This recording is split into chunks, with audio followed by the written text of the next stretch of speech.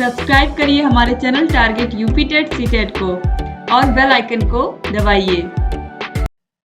Hello friends, मैं रेनू स्वागत करती हूँ आप सभी भावी अध्यापक एवं अध्यापिकाओं का आपके अपने channel target UP TET CTET में।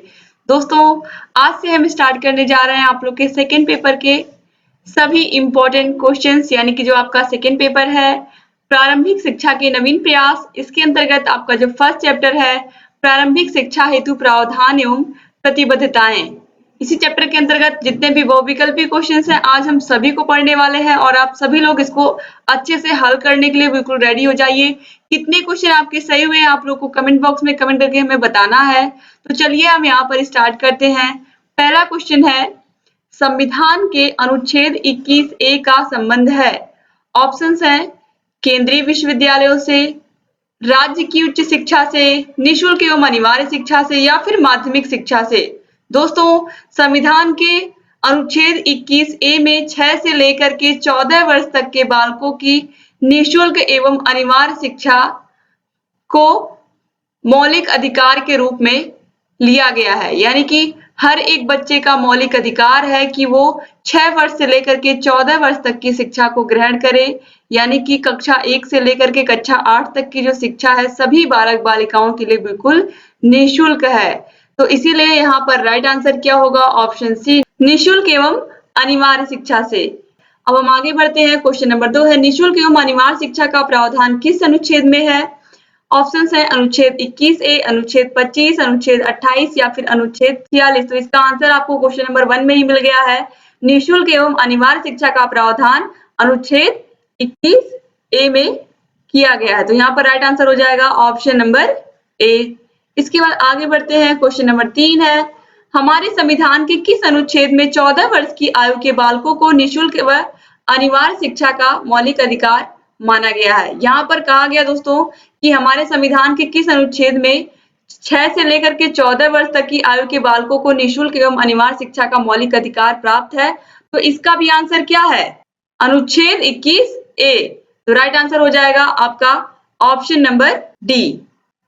आगे बढ़ते हैं हम। क्वेश्चन नंबर 4 है, अल्पसंख्यकों के लिए शिक्षा की चर्चा किस अनुच्छेद में की गई है? ऑप्शन है अनुच्छेद 30, अनुच्छेद 16, अनुच्छेद 26 या फिर अनुच्छेद 46। दोस्तों, राइट आंसर है ऑप्शन नंबर ए, अनुच्छेद 30। इसके बाद आगे बढ़ते हैं हम। क्वेश्चन नंबर 5 है, भारतीय संविधान की किस सूची में शिक्षा का उल्लेख किया गया है? केंद्रीय सूची में, राज्य सूची में, समवर्ती सूची में या फिर इनमें से कोई नहीं। दोस्तों, जो भारत का संविधान है वो इस तरीके से बनाया गया है कि कुछ चीजें ऐसी हैं जिन पर केवल और केवल केंद्र सरकार ही कानून बना सकती है और कुछ विषय ऐसे हैं जिन पर राज्य सरकारें कानून बना सकती हैं, और ऐसे विषय जिन पर दोनों ही सरकारें कानून बना सकती हैं उन्हें हम कहते हैं समवर्ती सूची के विषय। तो शिक्षा जो है, शिक्षा को समवर्ती सूची में रखा गया है, यानी कि इस पर अगर राज्य सरकार चाहे तो राज्य सरकार कानून बना सकती है, अगर केंद्र सरकार चाहे तो केंद्र सरकार भी कानून बना सकती है। जैसे कि इसका सबसे अच्छा एग्जाम्पल है सीटेट की परीक्षा। जो सीटेट की परीक्षा होती है, आपने देखा है कि पूरे देश की परीक्षा होती है। इसके अलावा यहाँ पर देखिए, ये तो केंद्र सरकार ने लिया फैसला कि सारे देश में हम सीटेट की परीक्षा कराएंगे, लेकिन अलग अलग राज्य सरकारों ने भी क्या किया, उन्होंने भी अपने यहाँ पर टेट की परीक्षा कराई। जैसे कि उत्तर प्रदेश यूपी टेट, इसके अलावा Bihar TET, Haryana TET, Punjab TET, इस तरीके से अलग अलग राज्यों ने भी अपने अपने प्रदेश में टेट की परीक्षा आयोजित की। ठीक है, अभी भी लगातार हो रही है हर साल सभी राज्यों में। और तो आपने यहाँ पर क्या देखा कि केंद्र सरकार ने भी टेट की परीक्षा ली और राज्य सरकारों ने भी टेट की परीक्षा ली। और अगर राज्य सरकारें चाहें तो किसी भर्ती के लिए वो परीक्षा भी लगा सकती हैं। जैसे कि पहले हमारे उत्तर प्रदेश में सुपर टेट की परीक्षा नहीं होती थी, लेकिन अब उत्तर प्रदेश सरकार ने क्या किया, एक कानून लाया जिसके अंतर्गत अगर आप यूपी टेट या सीटेट पास हो तो उसके बाद आपको सुपर टेट का एग्जाम देना पड़ेगा अध्यापक बनने के लिए। तो इस तरीके से आपने देखा कि केंद्र सरकार भी कानून बना सकती है और राज्य सरकारें भी कानून बना सकती हैं शिक्षा विषय को लेकर के। तो यहाँ पर दोस्तों उम्मीद करती हूँ कि आपका कंफ्यूजन दूर हुआ होगा। और यहाँ पर जो ऑप्शन नंबर सी है समवर्ती सूची, ये ऑप्शन आपने सही टिक कर लिया होगा और मैक्सिमम लोगों का सही भी होगा। तो ये आप याद रखिएगा, शिक्षा जो है वो एक समवर्ती सूची का विषय है। क्वेश्चन नंबर 6 है 44वें संविधान संशोधन द्वारा नागरिकों के मूल अधिकारों में से किस मूल अधिकार को समाप्त कर दिया गया है?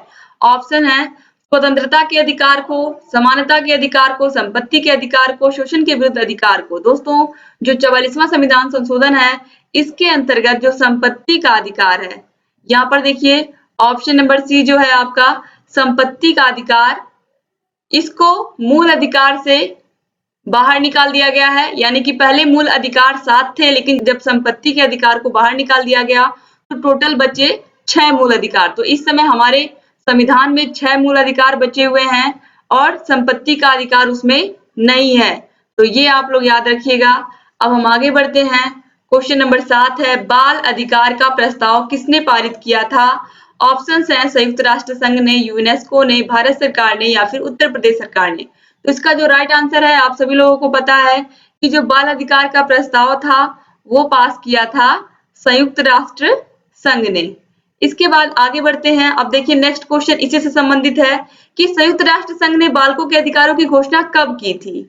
ऑप्शंस है 20 नवंबर 1989 को, 21 दिसंबर 1989 को, 2 दिसंबर 1989 को या फिर 5 नवंबर 1989 को। इसका जो राइट आंसर है वो है ऑप्शन नंबर ए 20 नवंबर 1989 को। ठीक है, तो यहाँ पर ये ऑप्शन आपका क्या हो गया? बिल्कुल सही हो गया, ऑप्शन नंबर ए। इसके बाद क्वेश्चन नंबर 9 है बाल नियोजन अधिनियम कब आया? ऑप्शन है 1937, 1938, 1930 या फिर 1920। दोस्तों इसका जो राइट आंसर है वो है ऑप्शन नंबर बी 1938 में। तो ये आप याद रखिएगा। आगे बढ़ते हैं हम। क्वेश्चन नंबर 10 है अनुच्छेद 29(2) में कितने अध्याय एवं खंड हैं? 7 अध्याय 38 खंड, 5 अध्याय 38 खंड, 3 अध्याय 38 खंड या फिर इनमें से कोई नहीं। तो दोस्तों इसका जो राइट आंसर है वो है ऑप्शन नंबर ए 7 अध्याय व 38 खंड। ठीक है, तो ऑप्शन ए सही हो गया। इसके बाद हम आगे बढ़ते हैं। क्वेश्चन नंबर 11 है बाल अधिकार अधिनियम संसद में कब पारित हुआ? 5 अगस्त 2009, 4 अगस्त 2009, 6 अगस्त 2009 या फिर 10 अगस्त 2009। दोस्तों इसका जो राइट आंसर है वो है ऑप्शन नंबर बी 4 अगस्त 2009। बाल अधिकार अधिनियम की बात यहाँ पर हो रही है दोस्तों। इसके बाद हम आगे बढ़ते हैं। क्वेश्चन नंबर 12 है शिक्षा को मौलिक अधिकार के रूप में कब स्वीकार किया गया? ये क्वेश्चन बहुत ही महत्वपूर्ण है और ये आपके एग्जाम में भी पूछा जा सकता है, तो इसको आप ध्यान से देखिएगा। मौलिक अधिकार के रूप में कब स्वीकार कर लिया गया? पूरे देश में कब स्वीकार कर लिया गया? ऑप्शन है 1 अप्रैल 2009 को, 1 अप्रैल 2010 को, 8 अप्रैल 2011 को या फिर 5 अप्रैल 2009 को। दोस्तों शिक्षा को मौलिक अधिकार, मूल अधिकार के रूप में स्वीकार किया गया पूरे देश में 1 अप्रैल 2010 को।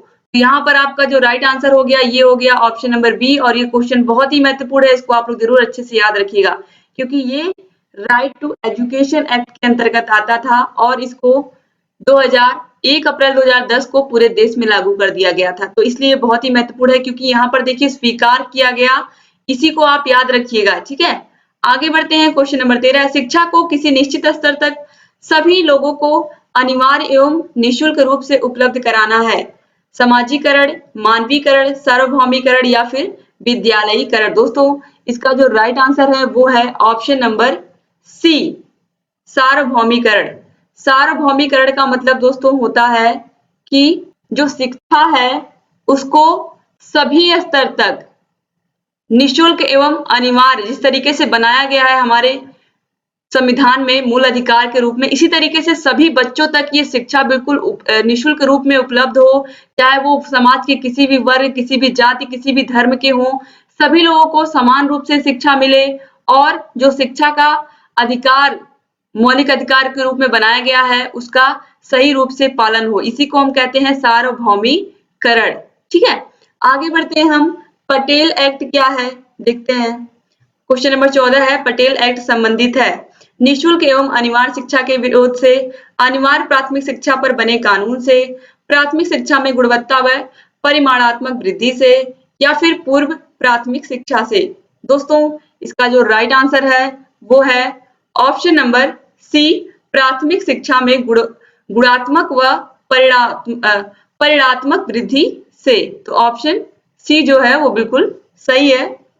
आगे बढ़ते हैं, क्वेश्चन नंबर 15 है, पूर्व प्राथमिक शिक्षा संबंधित है 0 से 8 वर्ष तक के बच्चों के लिए, 3 से 6 वर्ष तक के बच्चों के लिए, 6 से 14 वर्ष तक के बच्चों के लिए, या फिर 6 से 10 वर्ष तक के बच्चों के लिए। सबसे पहले आप ये समझिए कि प्राथमिक में आप लोग डीएलएड कर रहे हो तो आप लोग सभी लोग प्राथमिक के शिक्षक बनोगे, तो आप सभी लोगों को पता है, आप लोगों ने टीचिंग भी एक बार कर ली है। तो प्राइमरी में एडमिशन कब से होता है बच्चों का? प्राइमरी में एडमिशन लिया जाता है प्राथमिक विद्यालयों में जब बच्चा 6 साल का हो जाता है, यानी कि 6वें साल में प्रवेश कर लिया होता है। तो यहाँ पर 6 वर्ष से लेकर के 14 वर्ष तक उसकी शिक्षा चलती है, यानी कि कक्षा 1 से लेकर के कक्षा 8 तक की शिक्षा वो ग्रहण करता है।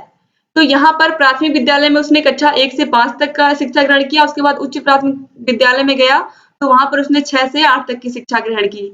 तो यहाँ पर पूर्व प्राथमिक विद्यालय, प्राथमिक विद्यालय से भी पहले की शिक्षा किस साल से संबंधित होगी या किस वर्ष से संबंधित होगी? तो आपको ध्यान रखना है कि बच्चा 6 साल से कम का ही होगा। तो 6 साल से कम यहाँ पर आप किसको लोगे? पूर्व प्राथमिक का मतलब 3 से 6 वर्ष तक का बच्चा होगा, ठीक है, 6 वर्ष से छोटा ही होगा। तो बच्चा जब थोड़ा समझदार होगा तभी तो वो शिक्षा ग्रहण करेगा, यानी कि 3 वर्ष तक से 6 वर्ष तक की जो शिक्षा दी जाती है वो दी जाती है पूर्व प्राथमिक शिक्षा के रूप में। तो राइट आंसर होगा यहाँ पर ऑप्शन नंबर बी। तो इसको आप याद रखिएगा, उम्मीद करती हूँ कि आपको अच्छे से समझ में आया होगा, ठीक है। तो यहाँ पर राइट आंसर हो गया दोस्तों ऑप्शन नंबर बी। आगे बढ़ते हैं हम, क्वेश्चन नंबर 16 है, शिक्षा को समवर्ती सूची में स्थान दिया गया 1970 में, 1975 में, 1976 में या फिर 1980 में। दोस्तों इसका जो राइट आंसर है वो है ऑप्शन नंबर सी 1976, यानी कि 1976 में इसे समवर्ती सूची में रखा गया, ठीक है। तो यहाँ पर ऑप्शन नंबर सी बिल्कुल सही है। क्वेश्चन नंबर 17 है, कारखानों आदि में बाल श्रम का निषेध यह किस मूल अधिकार के अंतर्गत आता है? कारखानों आदि में बाल श्रम का निषेध, इसका मतलब क्या है दोस्तों? आप सभी लोगों को समझ में आया होगा, क्योंकि कल कारखानों में या आपने देखा होगा मैक्सिमम दुकानों में छोटे बच्चे काम करते हैं, जैसे कोई बर्तन धुलता हुआ दिख गया, प्लेट्स को उठाता हुआ बच्चा, इस तरीके से जो बच्चे जिस उम्र में उनको स्कूल जाना चाहिए वो कहाँ होते हैं? वो कल कारखानों में काम कर रहे होते हैं। जैसे कि ईट भट्टे की जो ईट भट्टे जहाँ पर ईंटें बनती हैं उन जगहों पर बच्चे ईंट की ढुलाई कर रहे हैं या अपने माता पिता के साथ वो काम कर रहे हैं, वो स्कूल नहीं जा रहे हैं। तो इस तरीके से ये जो बच्चे हैं इनको शोषण से बचाना, क्योंकि इनका क्या अधिकार है? इनका तो शिक्षा, निःशुल्क एवं अनिवार्य शिक्षा का अधिकार प्राप्त है इनको सरकार की तरफ से, इनका मौलिक अधिकार है, तो इनको तो स्कूल में होना चाहिए। लेकिन ये उस समय क्या कर रहे हैं? कल कारखानों में काम कर रहे हैं, दुकानों में काम कर रहे हैं। तो इसके लिए कानून बनाया गया है, उसे ही हम कहते हैं, यहाँ पर आप देखिए, कारखानों आदि में बाल श्रम का निषेध, ये कानून है। और यह किस मूल अधिकार के अंतर्गत आता है? ये मूल अधिकार के अंतर्गत आता है शोषण के विरुद्ध अधिकार, यानी कि ऑप्शन नंबर जो बी है वो बिल्कुल सही है, यानी कि बालकों का किसी भी प्रकार से शोषण ना होने पाए। क्वेश्चन नंबर 18 है, कारखानों आदि में बाल श्रम निषेध की बात किस अनुच्छेद में कही गई है? अनुच्छेद 29, अनुच्छेद 46, अनुच्छेद 24 या फिर अनुच्छेद 14। तो दोस्तों इसका जो राइट आंसर है वो है ऑप्शन नंबर सी अनुच्छेद 24, ठीक है। तो ये राइट आंसर हो गया। आगे बढ़ते हैं हम, क्वेश्चन नंबर 19 है, निःशुल्क एवं अनिवार्य शिक्षा का प्रावधान किस संविधान की धारा में है? दोस्तों संविधान की किस धारा में है? यहाँ पर कहा गया है निःशुल्क एवं अनिवार्य शिक्षा का प्रावधान संविधान की किस धारा में है? धारा 25, धारा 28, धारा 45 या फिर धारा 46। दोस्तों अगर धारा पूछेगा तो राइट आंसर हो जाएगा ऑप्शन नंबर सी धारा 45। जिसने भी अच्छे से नोट्स को पढ़ा है, जो मैंने पढ़ाया है, उसने आज सारे क्वेश्चन के आंसर बिल्कुल सही दिए होंगे। दोस्तों अगर आप में से किसी ने भी जो नोट्स मैंने बनवाए हैं, अगर आप में से किसी ने भी अभी उसे नहीं पढ़ा तो आप लोग प्लीज सभी को पढ़ लीजिए, सभी अध्यायों को बहुत ही अच्छे से मैंने बहुत ही इजी वे में आप लोगों को समझाया है, और इतनी आसान भाषा में कि एक बार अगर आप केवल सुन लोगे अच्छे से मेरी पढ़ाई हुई चीजों को तो भी आप नहीं भूलने वाले हो। आपको सभी विषयों के प्लेलिस्ट की लिंक इस वीडियो के नीचे डिस्क्रिप्शन बॉक्स में मिल जाएगी, चाहे आपका फर्स्ट पेपर हो, सेकेंड पेपर हो, थर्ड पेपर हो, फोर्थ पेपर हो, फिफ्थ पेपर हो, आप सभी पेपर्स को देख सकते हो। सभी को हैंड रिटन नोट्स के माध्यम से हाथ से लेकर के पढ़ाया है दोस्तों, बहुत ही अच्छे से समझाया है। इसके बाद ही यहाँ पर हम आपको इम्पोर्टेंट क्वेश्चंस करा रहे हैं ताकि जो हमने एक बार आपको पढ़ाया है उसका रिवीजन भी होता चले और आप लोग को ये भी पता चले कि कितने क्वेश्चन, किस तरीके के क्वेश्चन एग्जाम में पूछे जाते हैं और किस तरीके से आप लोग को अपनी प्रिपरेशन करनी है। तो दोस्तों आप लोग प्लीज देख लीजिएगा उन क्वेश्चंस को, और अगर अभी तक आपने हमारे चैनल को सब्सक्राइब नहीं किया तो प्लीज तुरंत सब्सक्राइब कर दीजिए और बेल आइकन बना होगा, बगल में घंटी का निशान बना होगा, उसको आप जरूर दबा दीजिएगा ताकि जो भी वीडियोस हम बनाते हैं, चाहे वो इम्पोर्टेंट टॉपिक्स पर हों या फिर इस तरीके से इम्पोर्टेंट क्वेश्चंस हों, उनका नोटिफिकेशन आपके पास समय से पहुंचे और आप हमारे सभी वीडियोस को लगातार ऐसे ही देखते रहें। दोस्तों क्वेश्चन नंबर 20 है, निःशुल्क एवं अनिवार्य बाल अधिकार अधिनियम किस वर्ष बना?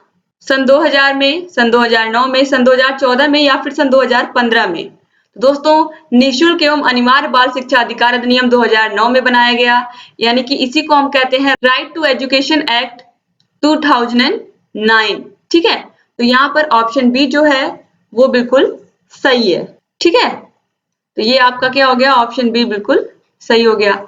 आगे बढ़ते हैं हम, क्वेश्चन नंबर 21 है, निःशुल्क और अनिवार्य बाल शिक्षा अधिकार अधिनियम के अंतर्गत चौथे अध्याय में शिक्षकों के दायित्व दिए गए हैं। नियमित समय से स्कूल में उपस्थित होना, पाठ्यक्रम के अनुसार पढ़ाना और उसको निर्धारित समय में पूरा करना, प्रत्येक बच्चे की सीखने की योग्यता का आकलन करना या फिर उपयुक्त सभी। तो दोस्तों यहाँ पर ये सभी क्या है, शिक्षकों के दायित्व है। निःशुल्क और अनिवार्य बाल अधिकार शिक्षा के अधिकार के अंतर्गत जो शिक्षकों के दायित्व हैं इन सभी को उसमें शामिल किया गया है। तो राइट आंसर हो जाएगा ऑप्शन नंबर डी, उपयुक्त सभी। तो इस तरीके से आपके टोटल 21 क्वेश्चन कंप्लीट होते हैं और उम्मीद करती हूँ कि आपके इसमें से बहुत सारे क्वेश्चन बिल्कुल सही हुए होंगे। एक बार फिर से मैं आपको याद दिला दूं कि निःशुल्क एवं अनिवार्य बाल शिक्षा अधिकार अधिनियम 2009 में पारित हुआ और 1 अप्रैल 2010 से पूरे देश में लागू हुआ। ये क्वेश्चन आप जरूर याद रखिएगा, ये क्वेश्चन बहुत ही इंपॉर्टेंट है।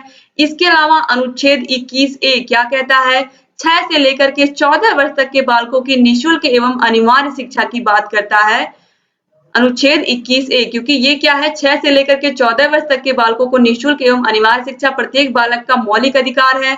ये भी आप याद रखिएगा, एग्जाम की दृष्टि से बहुत ही महत्वपूर्ण है। और धारा 45 में भी यही बात कही गई है कि 6 से लेकर के 14 वर्ष तक के बालकों की शिक्षा बिल्कुल निःशुल्क हो। तो ये भी आप याद रखिएगा दोस्तों, ये कुछ बहुत ही इंपॉर्टेंट पॉइंट्स है जिनको आपको याद दिलाना था मुझे। इसके अलावा अभी आपने देखा था कि संयुक्त राष्ट्र संघ ने 20 नवंबर 1989 को बाल अधिकार की घोषणा की थी, तो ये भी आप याद रखिएगा। तो इस तरीके से उम्मीद करती हूँ कि सारे क्वेश्चन एक बार आपके रिवाइज हो गए होंगे और आपको ये वीडियो बहुत ही अच्छा लगा होगा। अगर वीडियो अच्छा लगा तो प्लीज वीडियो को लाइक कर दीजिए और आपके जितने भी फ्रेंड्स हैं आपके व्हाट्सएप ग्रुप पर, फेसबुक ग्रुप पर, जहां पर भी आपको लगे कि उनको इस वीडियो की जरूरत है, वहां पर जरूर इसको शेयर कर दीजिए दोस्तों। और ऐसे ही हमारे चैनल से बने रहिए, सभी वीडियोस को देखते हुए रहिए और लगातार ऐसे ही प्यारे प्यारे अच्छे से कमेंट्स करते रहा करिए और जितने क्वेश्चन सही होंगे कमेंट करना बिल्कुल मत भूलिएगा। और लगातार ऐसे ही दोस्तों हमारा मार्गदर्शन आप लोग करते रहिए, हमें मोटिवेट करते रहा करिए अपने कमेंट्स के द्वारा, अपने लाइक्स के द्वारा, और ऐसे ही हमारे चैनल से बने रहिए। तो दोस्तों अगर अभी तक आपने हमारे टेलीग्राम चैनल को ज्वाइन नहीं किया तो टेलीग्राम चैनल को जरूर ज्वाइन कर लीजिए, क्योंकि टेलीग्राम चैनल पर भी आपको सभी विषयों के बराबर वीडियोस भी मिलते रहेंगे और नोट्स भी मिलते रहेंगे। तो एक बार फिर से दोस्तों आप सभी का बहुत बहुत धन्यवाद। क्लासेस आप अटेंड कर सकते हैं, डिस्क्रिप्शन बॉक्स में आपको लिंक मिल जाएगी। तो एक बार फिर से आप सभी का बहुत बहुत धन्यवाद। आप लोग अपना ख्याल रखिए, अपने परिवार का ख्याल रखिए और पढ़ाई करते हुए चलिए। जय हिंद दोस्तों।